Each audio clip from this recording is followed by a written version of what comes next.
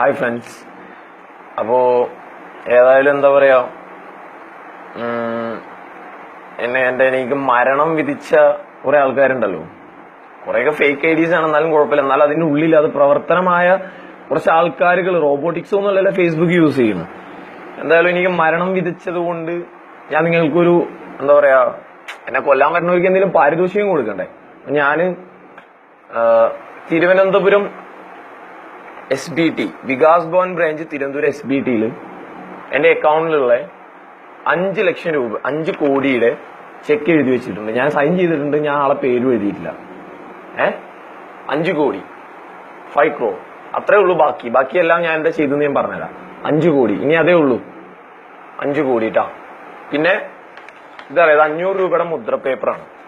500 രൂപയുടെ മുദ്രപേപ്പറാണ്. ഇതിൽ ഞാൻ സൈൻ ചെയ്തിട്ടുണ്ട്. അപ്പൊ ഒരാളുടെ എനിക്ക് അത് എന്തൊക്കെയാണ് എന്റെ പ്രോപ്പർട്ടീസ് മൊത്തം നിങ്ങൾക്ക് ഇതിൽ എഴുതിയെടുക്കാം. ഞാനത് എന്തൊക്കെയാന്നുള്ളത് ഇവിടെ ലിസ്റ്റ് ചെയ്ത് വെച്ചിട്ടുണ്ട്. ലിസ്റ്റും ഞാൻ അതിന്റെ ഒപ്പം വെക്കുന്നുണ്ട്. ഓക്കെ, ഞാനിത് എന്താ പറയാ, ഇതെന്റെ എനിക്കും എന്റെ പെണ്ണിനും കൂടി ജീവിക്കാൻ വേണ്ടി ബാക്കി എന്റെ ഉള്ള സമ്പാദ്യങ്ങൾ മൊത്തം ഞാൻ ഒരു സുന്നി ട്രസ്റ്റിന് മിനിയാന്ന് എഴുതി കൊടുത്തു മൊത്തത്തില്. അപ്പൊ ഇനി ഇത്രേ ഉള്ളൂ മക്കളെ. അപ്പൊ എന്നെ കൊല്ലാൻ വരുന്നവർക്ക് ഞാൻ ഇതിവിടെ ഉണ്ടാവും, ഇത് നിങ്ങൾ എടുത്തോണ്ടി. കാരണം ഞാൻ മരിച്ചു കഴിഞ്ഞാൽ പിന്നെ ഇത് ആർക്കും ആവശ്യമില്ലല്ലോ. ഒന്ന് പോടാ, നീയൊക്കെ പുളുത്തും നീയൊക്കെ പുളുത്തും. ഒരു രോമെടുക്കൂല നീ എന്റെ അടുത്തൊന്നും. പറ്റുന്നുണ്ട് എടുക്കടാ. ഞാൻ ഇതോടെ വെച്ചിട്ടുണ്ട്. പിണറായി വിജയന് RSS 1 കോടിയല്ലേ തലക്ക് പ്രഖ്യാപിച്ചു. എന്റെ തലക്ക് ഞാൻ 5 കോടി 128 കോടിയുടെ എന്റെ സ്വത്തും ഞാൻ ഇതിൽ ലിസ്റ്റും വെച്ചിട്ടുണ്ട്. ബാക്കിയൊക്കെ ഞാൻ ഇന്ന് ട്രസ്റ്റിനെ എഴുതി കൊടുത്തു. മൊത്തത്തിൽ കംപ്ലീറ്റ് എല്ലാം ട്രസ്റ്റിന് ഞാൻ എഴുതി കൊടുത്ത് ഒരു സുന്നി സംഘടനക്ക്. അപ്പൊ ഇത്ര ഇവിടെ ഉണ്ട്, വന്ന് തീർക്കടാ. നീയൊക്കെ പുളുത്തും. ഒന്ന് പോടാ, വെറുതെ കിടന്ന് ചിലക്കല്ലേ. വെറുതെ എന്റെ എന്താ പറയാ, എന്റെ ഫ്രണ്ട്സ് ലിസ്റ്റിലുള്ള പെൺകുട്ടികൾക്കൊക്കെ എന്നെ കൊല്ലും പുളുത്തുന്നുണ്ട് മെസ്സേജ് അയച്ചിട്ട് കാര്യമൊന്നുമില്ല. എനിക്ക് മെസ്സേജ് അയച്ചും കാര്യമില്ല. ഞാൻ എന്തുകൊണ്ട് എന്റെ കമന്റ് ബോക്സ് എന്താ ലോക്ക് ചെയ്ത്? എനിക്ക് കുറെ പാരന്റ്സ് വിളിച്ച്, എനിക്ക് കുറെ രക്ഷിതാക്കള്, നല്ല രക്ഷിതാക്കള്, അവരെന്നോട് ആവശ്യപ്പെട്ടു ഒന്നെങ്കിൽ ഇത് നിർത്തുക, അല്ലെങ്കിൽ എങ്ങനെയെങ്കിലും അത് എന്താ പറയാ. കാരണം അവരെ മക്കൾ മൊത്തം ഈ ഇതിൽ വരുന്ന കമന്റ്സ് വായിച്ചിരിക്കലാണ് അവരെ പണിയെന്ന് പറഞ്ഞത്. രാത്രി ഉറക്കൂല്ലാതെ. ഞാനതിനെന്തിനാ ഒരു സമൂഹത്തെ വെറുതെ ചീത്തയിലേക്ക് നയിക്കണം? കാരണം ഞാൻ പറയുന്ന കാര്യങ്ങള് സത്യങ്ങളും അതിൽ വരുന്നത് അത്രയും വൾഗറായ ലാംഗ്വേജിലാണ്. അവർ അതെന്തിനാണ് ആ മക്കള് കേൾക്കുന്നത്? അതുകൊണ്ട് മാത്രം ഞാൻ കമന്റ് ബോക്സ് എന്താ പറയാ ലോക്ക് ചെയ്തതാണ്. അല്ല നിങ്ങളൊക്കെ പറഞ്ഞ എനിക്ക് എന്താവാനാണ്? മേഘ ഉണ്ടാക്കുക 127 ചില്ലാനൻ പ്ലസ് 5 കോടി 133 CR സാധനങ്ങൾ നിങ്ങൾ എടുത്തോ. കാരണം ഞാനും പെണ്ണും കൂടി ജീവിക്കാൻ, ഞങ്ങൾക്ക് ഇത് മൊത്തം ഒന്നും വേണ്ട. ഞങ്ങളൊരു ചെറിയ ഓർഫനേജ് ഒക്കെ പണിയാനുള്ള പ്ലാൻ ആയിരുന്നു. ഇതിനു മുമ്പും ഞാൻ പലരും പണിതിട്ടുണ്ട്. പിന്നെ ഞാൻ പറയണേക്ക്, അപ്പൊ നിങ്ങൾക്ക് ഇത് എടുക്കാം. ഞാൻ ഇത് എന്നെ കൊല്ലാൻ വരുമ്പോ എന്റെ ഞാൻ കാറിൽ സഞ്ചരിക്കുകയാണ്. ഞാൻ ഇനി എങ്ങനെയാണെങ്കിലും എന്റെ അടുത്ത് ഉണ്ടാവും. ഓക്കെ, ഇനി എനിക്ക് പറയാനുള്ള കാര്യങ്ങൾ ഞാൻ പറയാം. പെരുമ്പാവൂർ എന്ന് പറഞ്ഞാൽ എല്ലാവർക്കും പറയാം. ഞാനൊരു 3 വർഷം മുമ്പ് ഞാൻ അൻസാർ ഇംഗ്ലീഷ് സ്കൂളിൽ കുറച്ചു കാലം പഠിച്ചിരുന്നു, കുറച്ച് വർഷങ്ങൾ. അവിടെ എന്റെ സീനിയർ ആയിരുന്നു, എന്റെ ഒരു 6 വർഷം സീനിയർ ആയിരുന്നു എന്റെ ഒരു സീനിയർ. അവന്റെ വീട് പെരുമ്പാവൂരാണ്. നല്ല അസല് കൈക്കരുത്തുള്ള ഏക്കനാണ്. അവന്റെ വീട്ടിലോട്ട് പോയ സമയത്താണ് ഞാൻ അവിടുത്തെ കാര്യങ്ങൾ മൊത്തം അറിയുന്നത്. ഇങ്ങനെ അവിടെ നാട്ടിൽ നടക്കണ ഈ ഒരു വാണിഭം എന്ന് പറഞ്ഞാൽ ചില്ലറ രീതിയിലല്ല. അങ്ങനെ അന്ന് ഞാനത് നമ്മുടെ റിപ്പോർട്ടർ ചാനലിലെ നികേഷ് കുമാർ എന്ന് പറഞ്ഞു കഴിഞ്ഞാൽ എല്ലാവർക്കും അറിയാലോ. നികേഷ് നമ്മളെ മുൻ അറിഞ്ഞാൽ അത് വിശദീകരിക്കില്ല. അയാളോട് പറയാൻ വേണ്ടി മാതൃഭൂമിയുടെ തിരൂർ ചീഫ് ബ്യൂറോ പ്രദീപ് പയ്യോളി, നമ്മളെ നല്ലൊരു സുഹൃത്താണ്, പ്രദീപ് പയ്യോളിയോട് ഞാൻ ആവശ്യപ്പെട്ടിരുന്നു. പക്ഷെ പ്രദീപ് പയ്യോളി അത് വേറെ ഏതോ ഒരു ന്യൂസ് ചാനലിനോടാണ് റിപ്പോർട്ട് ചെയ്തത്. അവരൊരു റിപ്പോർട്ടും കൊണ്ടുവന്നിരുന്നു. അത് നിങ്ങൾ റിപ്പോർട്ട് TV പ്രസിദ്ധീകരിച്ചിരുന്നു, നിങ്ങൾ ശ്രദ്ധിച്ചിട്ടുണ്ടാവും കുറച്ചാളുകളെങ്കിലും. പക്ഷെ അതിൽ പറഞ്ഞത് എന്താന്ന് വെച്ച് കഴിഞ്ഞാൽ, അന്യ സംസ്ഥാന തൊഴിലാളികൾക്ക് വേണ്ടി അവിടെ ഈ എന്താ പറയാ വേശ്യാശാലകൾ നടത്തുന്നുണ്ടെന്നാണ്. അതും സത്യമാണ്. എന്താന്ന് വെച്ച് കഴിഞ്ഞാൽ 200, 300, 500 രൂപ മുതലുള്ള പണം കൊടുത്ത് അന്യ സംസ്ഥാന തൊഴിലാളികൾക്ക് വേണ്ടി അവിടെ വേശ്യാലയകൾ നടത്തുന്നതും സത്യമാണ്. പണ്ട് ഗുണ്ടൽപേട്ട് ഈ മൈസൂര് ഭാഗത്തൊക്കെ നടന്നിരുന്ന പോലെ ഇന്ന് കേരളത്തിലും പെരുമ്പാവൂർ സജീവമാണ്.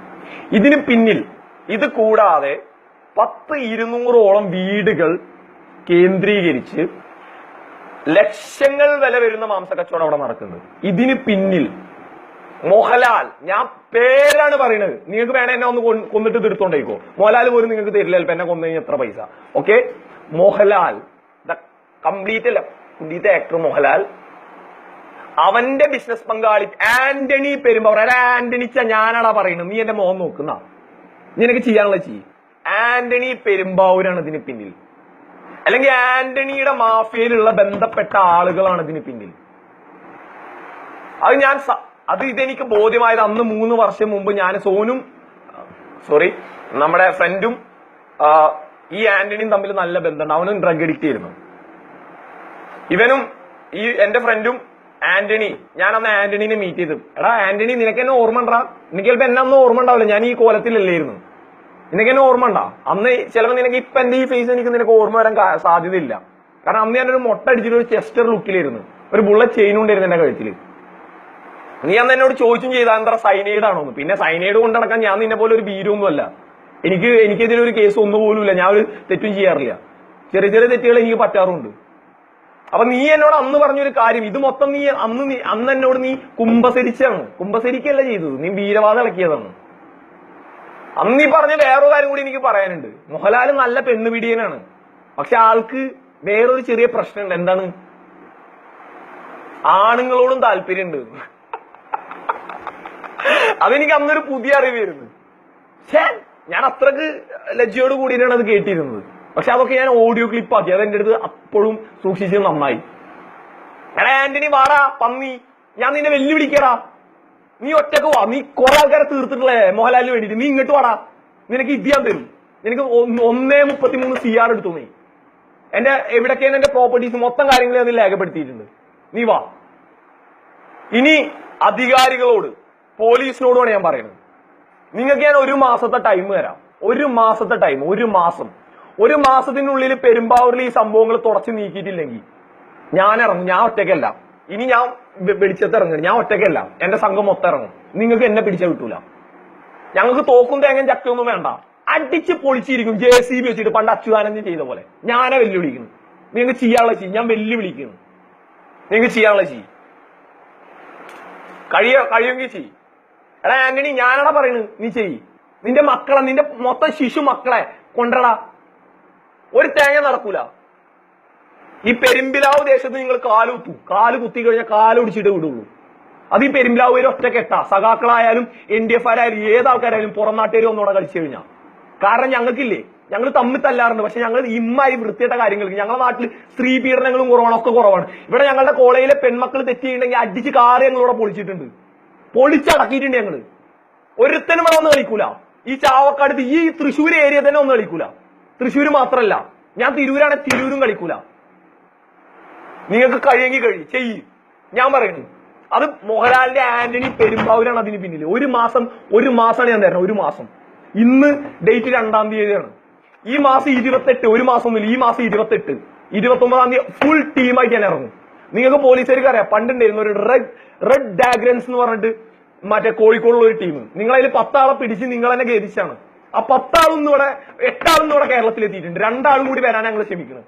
ആ 2 ആളും കൂടി എത്തിക്കഴിഞ്ഞാൽ ഞങ്ങളെ സംഘം മൊത്തം ഇവിടെ ഇറങ്ങും, പെരുമ്പാവൂര് തൂഫാനാക്കും. അന്ന് ജിഷയെ കൊന്നപ്പോ ഞാനൊരു പോസ്റ്റ് ഇട്ടാണ്, എന്റെ പെങ്ങന്മാർക്കറിയാം അത്. അന്ന് ജിഷയെ കൊന്നപ്പോ ഞാനൊരു പോസ്റ്റ് ഇട്ടാണ്. പിന്നെ അത് ഞാൻ പിൻവാങ്ങാൻ കാരണം എന്റെ പെണ്ണിനെ ഓർത്തിട്ടാണ്. ഇന്ന് എനിക്ക് പെണ്ണിനെ ഓർക്കേണ്ട ആവശ്യമില്ല, കാരണം എന്റെ പെണ്ണിനും പെങ്ങൾക്കും എന്റെ സകല കോണ്ടാക്ട്സിലുള്ള പെൺകുട്ടികളോടാണ് ഇവർ പെരുമാറുന്നത്. നിങ്ങൾ കണ്ടോ? കാണാം.